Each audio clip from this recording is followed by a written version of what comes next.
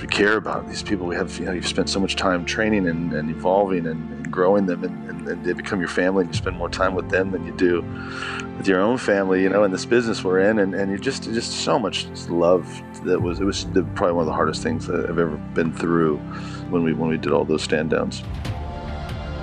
This is the Deep in the Weeds podcast. I'm Anthony Huckstep. Hotels. They're a vital cog in our society for tourism, for business, for leisure. But the lockdown effectively closed them all down overnight. Hotels don't just provide a place to rest our head. They are huge food and beverage operations that employ tens of thousands of hospitality workers. What's happened to these venues? What's happened to their dining rooms? And what's happened to their staff? Vincent Lombino is the Group Director of Food and Beverage for Ovolo Hotels across Australia. Vincent, how are you going? Yeah, good. How are you? I'm good.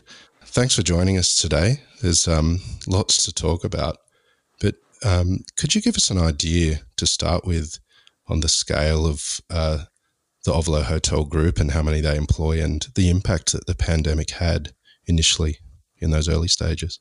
Oh, yeah, still. Well, we've got, so obviously we've got 11 hotels in between Australia and Hong Kong, and we're actually building in Indonesia as we speak, and then we've got 2 new hotels in Melbourne.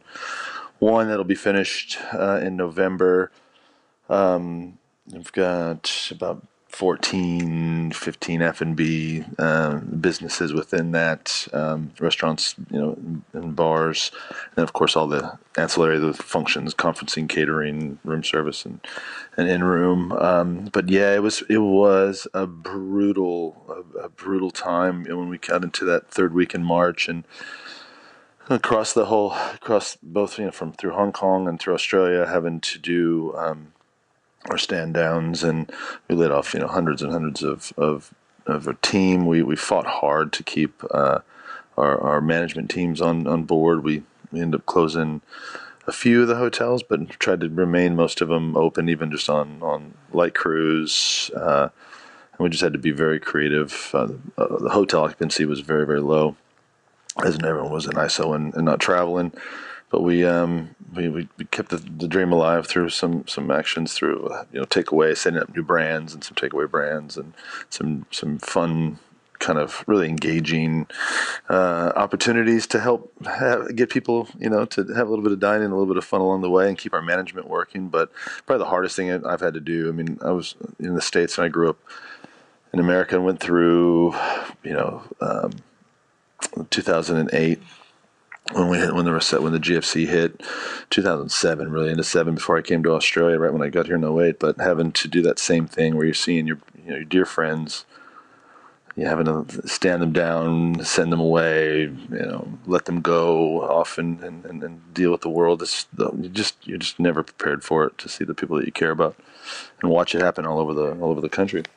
Well, you had that period in 2007, 2008 of the GFC and felt the impact of that, and obviously the pandemic is different to that. But what did it feel like for you personally in that early stage? Did you have concerns for your sector and all the people employed in it moving forward? Oh, 100%. We knew, you knew, right? You saw it coming, and right when it has hit, you knew this was going to be not going to go away very quickly. We're going to have a long road ahead, and to try to figure out how to survive and be a company to be there for those people when it is time to come back, and the moves that we had to make, and everyone that sacrificed their salaries and their wages, the ones that stayed on and we've all been working full time and very limited. And taking on, but just being there every step. I mean, I went through every property, got to speak to almost all of our staff, each and every one of them as we did the stand downs, the reasons, the why, the how we were going to hold it on, how we continue to pay them through until JobKeeper came on, and just we care about these people. We have, you've spent so much time training and evolving and growing them, and they become your family, and you spend more time with them than you do with your own family, in this business we're in, and you just so much love. It was probably one of the hardest things that I've ever been through in this when we did all those stand downs. people often just think of restaurants and cafes when they think of the food sector, but hotels are huge in regards to food and beverage offerings right across the globe. You know, how many meals or how many people do you get through your operations, over a year? Oh wow, that's a good question. If we were to take it through, I'd have to probably run run some mad calculations. But look, it's funny because I came from a group called Noble House in the States, and we had about 12 hotels, and it was all about the owner. It was just freestanding restaurants that happened to be located inside a hotel. They weren't hotel restaurants per se, and you would do your 200 and 250 a night. You'd have good average spends, good bars, great celebrity, well-known chefs and fun concepts. And that was where I got kind of recruited to come to Australia, was to open and start the QT brand and run the F&B and QT and do these big freestanding restaurants that happened to be located inside hotels, but they weren't traditional hotel restaurants. And did that for years. And we would literally begin. We'd get into the double-digit millions in annual sales, across multiple hotels. With Ovolo, I mean, each individual restaurant concept's different. I mean, we'd have big restaurant in Canberra that would end up doing, let's say, 30,000, 40,000 dinners a month, and a year, and you'd still do your full breakfast, you do your lunch, your room service, in-room dining, but big, heavy revenues. If you're doing it well, right? If you're doing the right team, right staff, right leadership, music, vibe, energy, soul. If you get it right and you do it well, then you can attract. And I think the future is going to be good for hotel restaurants coming out of this. I think people are going to be looking for safety, security, strong brand recognition, cleanliness, and a lot of hospitality and gratitude. What's some of the initiatives that you put in place to keep your staff and to move forward with the various restaurant models that you have to get through this pandemic? Yeah, look, we had to when we had to shut it all down completely. Then we shut everything down right away, and we ended up moving to, because we kept the in room and went for the hotel guest. We quickly opened a few new concepts off the back of current concepts to do takeaway and delivery, and some good home box and marketplace and delis, and did some things to try to keep feeding the locals and the people that lived in and around the area and people that were staying with us. We recently launched a concept called Restaurant and Room, which was really fun for when there were no restaurants open, but you just needed to get out of your house and get somewhere but feel safe, where we converted hotel rooms into little private dining rooms with your restaurant, your tables, your chairs, your service staff, and then you'd get served 5 and 7 course dinner. Have your wine, have your drinks, a little cocktail trolley that rolled up and made drinks for you, and then you just left, and you left and you went home. You didn't have to stay the night. It was just your own private dining room. So that's been a real winner. Tell me about some of your restaurants, because they're award-winning restaurants, some of them, and you got some pretty amazing chefs in the past, like Sean McConnell, with Monster, and you've got like associations with Ian Curley and Justin North. Can you tell us about some of the restaurants across the group?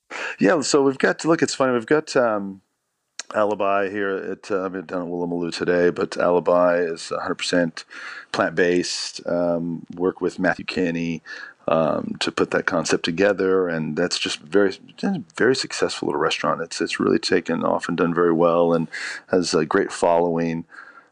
Really killer food. So that will open back up on Friday there. We've got Monster. We're just about to go through probably our next evolution of what Monster is going to be. Big size restaurant that's in the hotel in Nishi, which used to be a hotel, and that originally was Connolly was one of the brothers there doing. So they did some really cool stuff when they opened. They pushed it really, really hard for Canberra, and I think they caught it at the right time, and it was a good place. We're going to evolve that. That will be opening up that very soon. We just opened a very cool, soulful Middle Eastern Israeli-led restaurant up in Brisbane with Roy Nur. Yeah, that's right. So that's a banger. That's a killer concept, and really good food. Great little vibe in there. Good music, energy. So it's so funny, and that's where my heart goes out to everyone that puts so much into their business. Right? Everyone's put so much into their business, and if you just had it ticking right where you wanted it to be, and you had all the things dialed in perfectly, and then you felt really good about where it was going, and then this thing hits, and all that work and all those hours and weeks and months and years into the making, just you just feel like whoosh, and it goes right back down to zero. But we'll get back on that. We've got couple cool little cocktail bars. What else we're doing? We're opening a vegetarian restaurant, full vegetarian, down in South Yarra. That'll be with Ian Curley. He oversees Monster in Canberra, and we're in Brisbane. And then he'll heading up the culinary and finding us a good exec chef and working with the team there for a new restaurant that's going to open probably in November. We've got another one that'll be coming on in Bali, so that'll be up in October. So. Yeah, it's been fun. Look, it's growing. It's a young company. They just kind of really started getting into the F&B game over the last couple of years, and taking it seriously. But we've had some great opportunities to work with some really great operators that kind of come in and help us on that culinary side. We don't really have a group chef. These guys just come in and do the real deal, and it's just a pleasure to work with them. You talked earlier about this amazing idea that you had of using hotel rooms as private dining rooms where, a couple can have, almost an exclusive sort of experience. Are you going to continue that, until your occupancy rates and numbers return and maybe even beyond that? Is that something that could outlast this sort of period? Yeah, 100%. Yeah, we're going to keep it going. I think we're already pretty much looking like we're booked up and booked out for the next 4 or 5 weeks. Wow. In both Sydney and Canberra, and we'll put it up and start in Brisbane probably in the next few weeks at Valley. And yeah, the calls are just coming. People are just really excited, even with restaurants reopening in the 50 packs, or it's going to be 100 when we get to Brisbane in the middle of July. But I think people still like that idea of just it's safe, it's private, you still get the restaurant experience, you get time to be alone, and it's not that much more than just a good night out, with a crowd. So it'll be a little bit different. And we're very resilient. Humanity is very resilient, right? I mean, you think about all the things that have happened in the world: plagues, depressions, wars, 9/11, terrorist attacks, hurricanes, tornadoes. I mean, we do bounce back, but I think it will be a little bit different for some time until people have a lot more safety and security around what the future does hold with something like a COVID or any kind of pandemic of what we're going through now. So I think like small bars, tighter confined spaces. People used to run and bump in and knock around and be just cozied up while you're fighting for a drink at the bar. I just think those days are going to take a little bit more time. And I think bigger spaces or private spaces, or I think that's an opportunity where there is that social distancing and there's those areas where people can go, okay, I can go out, but I don't feel like I'm sitting right on top of somebody or someone sitting on top of me. I think it's going to be a bit of that for a while. And I think that was one of the things with R&R, just gives people an opportunity to get out but still feel safe. And as we open up these restaurants now over these next coming weeks, making sure we just do everything that we can to have the space in between the tables to give people an opportunity to not overcrowd, not overbook, double seatings and just really be safe and be smart about it, but have to get back to business because it's a very tough industry to make money, as everyone knows, and everyone's fighting for their life, just trying to get through with taxes and payroll and bodies and cogs and rents and allocations and it's people. I feel for everyone in this industry trying to get back to it and do the right thing and keep it safe, but still be able to stay alive and exist. You've got a pretty illustrious career of influence, in the US and Australia. And how did you get started in the hospitality sector? Oh man, I started when I was a kid. I was sixth grade dropout. 12 years old. Started off bothered somebody enough times to ask him for a dishwashing job, and then just went dishwasher, waiter, manager, and then was working at a big hotel in San Diego, and then was working for the owner of that hotel and did all this private stuff, started taking care of the Clintons and the Kennedys, and ended up in Switzerland at the U.S. Embassy and doing all the parties and events, which took me to Florida, and from Florida groups, and then made my way up to VP of Food and Beverage for a hotel group in the States, and then got headhunted to come to Oz right in '08.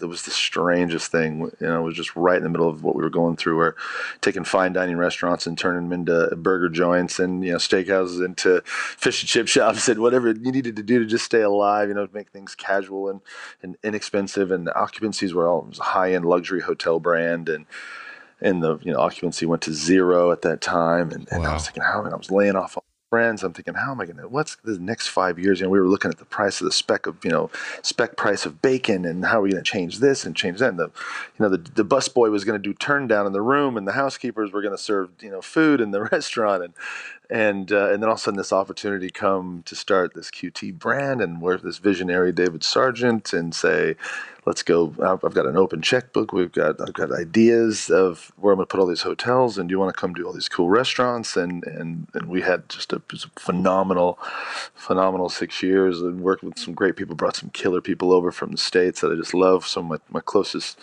people, and brought my teams, and head of music, head of bars, head of food, head chefs, and we just and just ingrained into Australian culture and did some fun things, and just been here ever since, and never so home now, and all my friends are here, and my life's here. My daughter was born in Australia, and it's home for good now. Were you originally from California, and have you had any conversations with people back home about the impact of the pandemic over there? Man, all the time. It has hit everyone equally all around, the world, as far as, and from financially, operationally, psychologically, socially. I think everyone has gone through, just most people were probably in the same boat, that they just didn't have.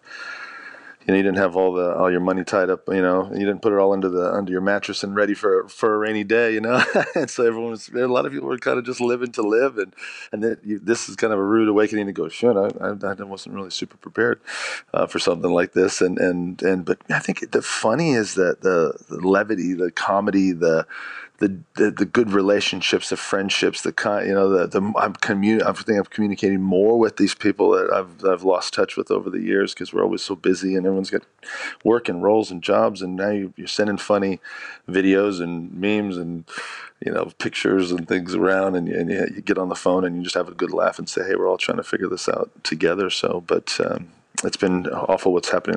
What has that reconnection meant for you? It's been incredible. It's funny because so I've never been a big social person, and I never had Facebook until like recently, which is funny. I'd get on it at 50, but I did it because we put all of our staff on it. We were communicating. I was sending out really cool things to the team, just keep everybody up and inspired and fun, some quotes and sayings and videos and some notes and stuff, just to let everybody know what we're working on. But through that, it turned out that I've just caught up with all these people that have tracked me down and found me through the years that I've lost touch with, and it's been great to reconnect and hear what they're up to and what they're doing. So I see why people do it, and that's been really good. And a lot of people are just they're staying strong. And I think everyone, if you staying positive about where we're going to get to, and we will return. And it's just, what does it look like when we return? And how do we get back to where we want to get to as a society? But I think the universe told everybody they needed to take a moment and just have a rethink about it, How are you feeling at the moment about what's going on in the US with sort of the peaceful protests and the riots and the Trump administration? Man. How's that feel? Oh, I don't know if we have that kind of time on this podcast, my man. No, but I honestly, it's sad. Look, I lived from LA, and I was in '92 with the Rodney King, that was very kind of confined, to California and around. This is gone. This is across the whole nation, because it's grown and it's grown and it's grown. It's gotten worse and it's gotten worse and it's gotten worse. And how Trump's handling it, and how the government.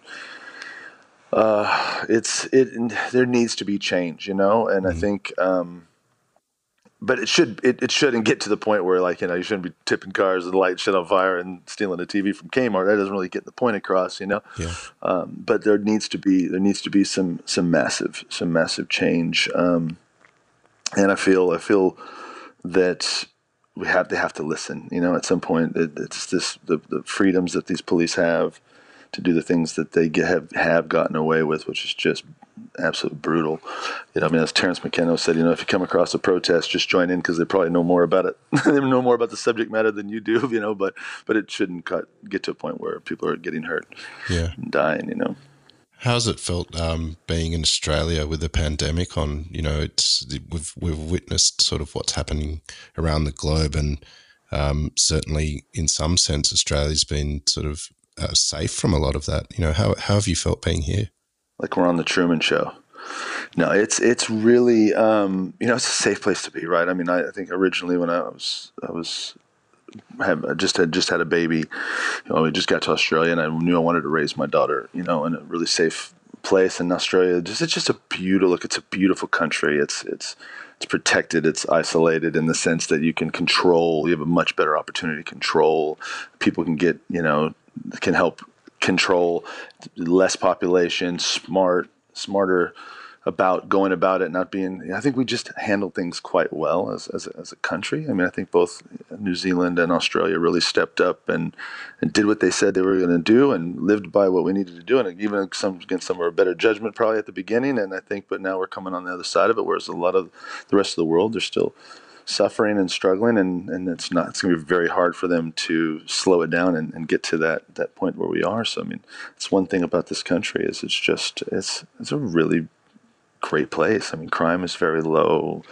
It's just I think it's great to be here. Well, as you briefly touched on, travel restrictions are easing in Australia, and how are you feeling about welcoming people back, and what's the plan with the Ovolo Group?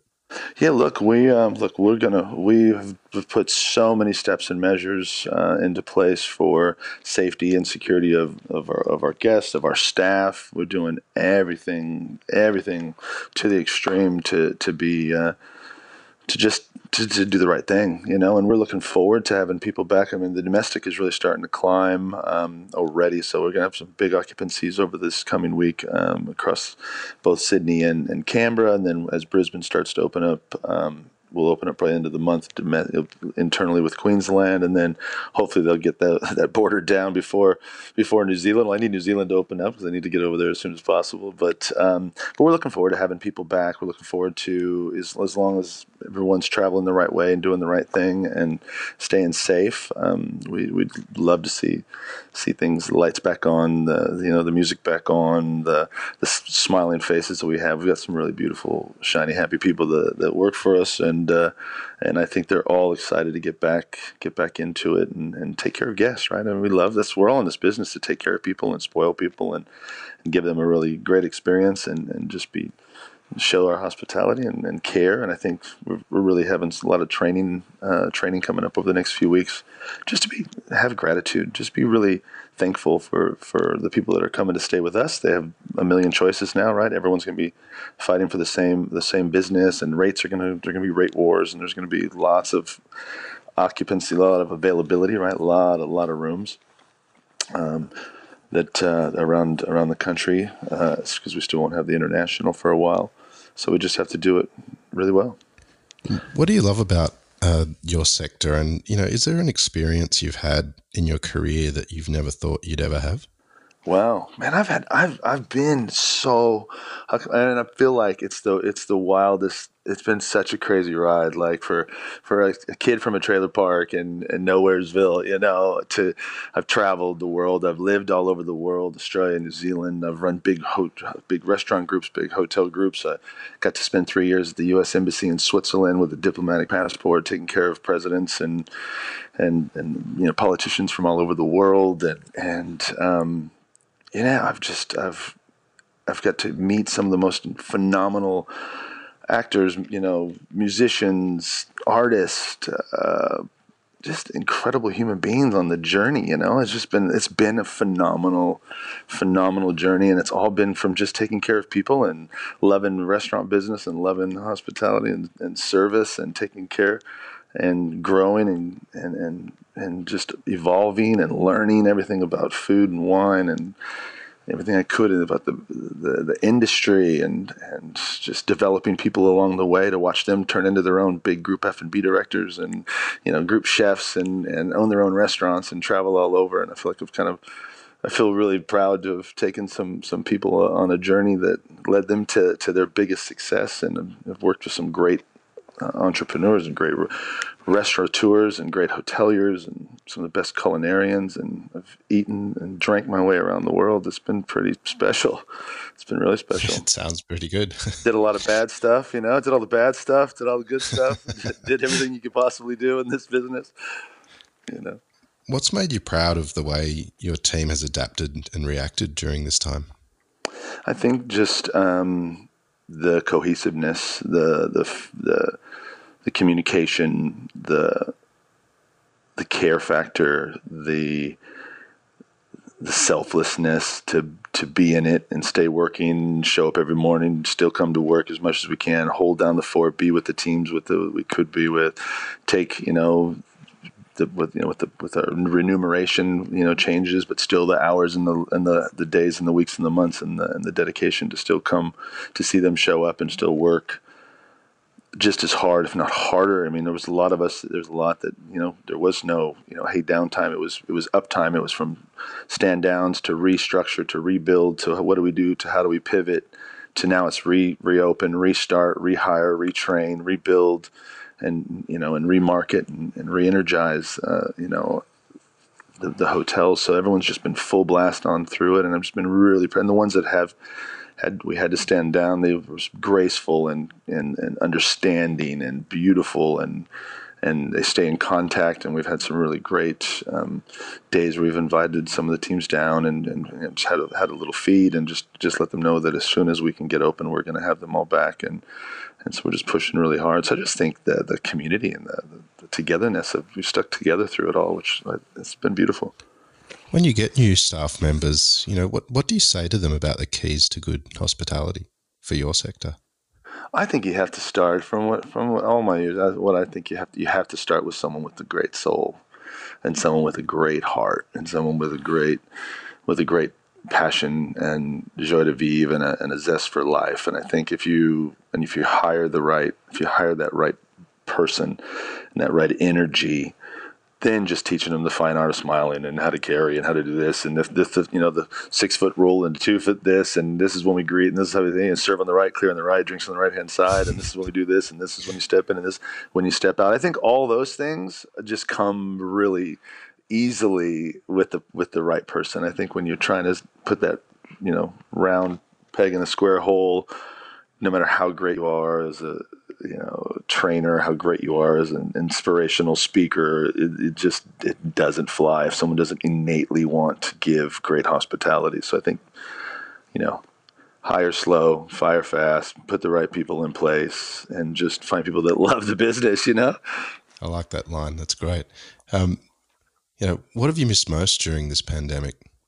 Well, probably two things. Probably not drinking outside of my home, because that makes me start to feel really bad about myself and not being able to train properly. I have this I got this prison workout system going on in the backyard with some dumbbells and some pavers from Bunnings and some bags of sand and shit. My partner, she's looking at me, she's like, yeah, like prison workout. I'm like, yeah, I'm doing whatever, just like I'm in the yard, but I miss training. No, I miss the camaraderie I miss being in the kitchen, right? I miss being with the teams. I miss pre-meals. I miss seeing all the faces. I miss traveling. I've been a traveler, so I'm usually on the road 4 or 5 days a week, and I miss popping in and going straight to the hotel, get to the restaurant, go see the team, spend the night on the floor, be with the crew.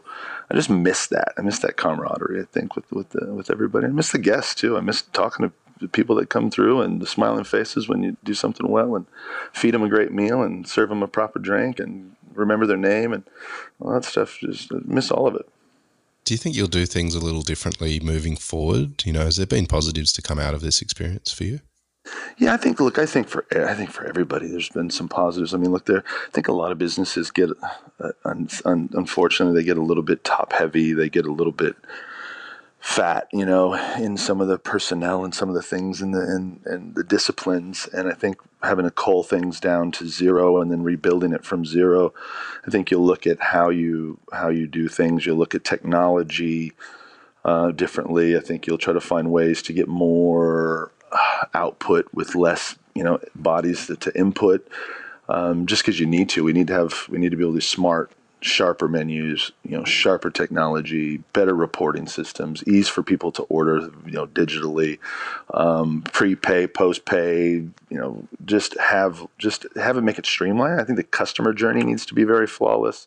I think our staff journey needs to be a lot less clunky and sharp. And I think people have to understand that they're going to need to learn to do more within the role. And I think people will be happy to do more within a role because they have a role and they're part of a team. And so I think there'll be a lot of good things that will come out of this. I think we'll just work a little bit sharper, faster, better, and probably with a little more gratitude. All of us will probably feel a little bit more gratitude to what we're doing versus sometimes feeling like you're in the grind, every day, Well, as people start traveling and the hotels start filling up and the restaurants fill up again as well, how are you going to feel when the hotel's sort of at full occupancy and the restaurants are pumping along? That'll be a great day. I think we've got a ways to go with that. I think, it's going to be, I think to see full hotel occupancy, I think around Australia for any hotel group or independent, it's probably going to be a good 12 months, or I think before we get back to those, those 80s and 90% that everybody was feeling. I think running it'll probably be at that half capacity for a while. And I think this is when good general managers and good operators have to really, I think there's a lot of young managers that had the opportunity to just be a manager, they get to be a hotel manager, a GM in a really great market where it's, you're just punching 90% occupancy, these high rates, and you're just creaming it. Now you got to be really smart to deliver that same service, that high energy, that good front desk experience, good clean, still keep the rooms tidy and live to all your standards with less people and not driving those huge profits right off the bat. But I think the great ones will do phenomenal, and the ones that are just still running at it kind of mediocre they'll struggle even more than they did before. So you just got to do it well. Well, mate, I'm really looking forward to see what happens as we move forward, particularly with the private dining in hotel rooms. I think that's a genius idea that the group's delivered. Why don't you come give it a shot, Huck? Let me down. Well, I need to get a babysitter first for that to happen. I'm willing to take on twins, but it might be the best night of our lives. We might have to do that. That's it.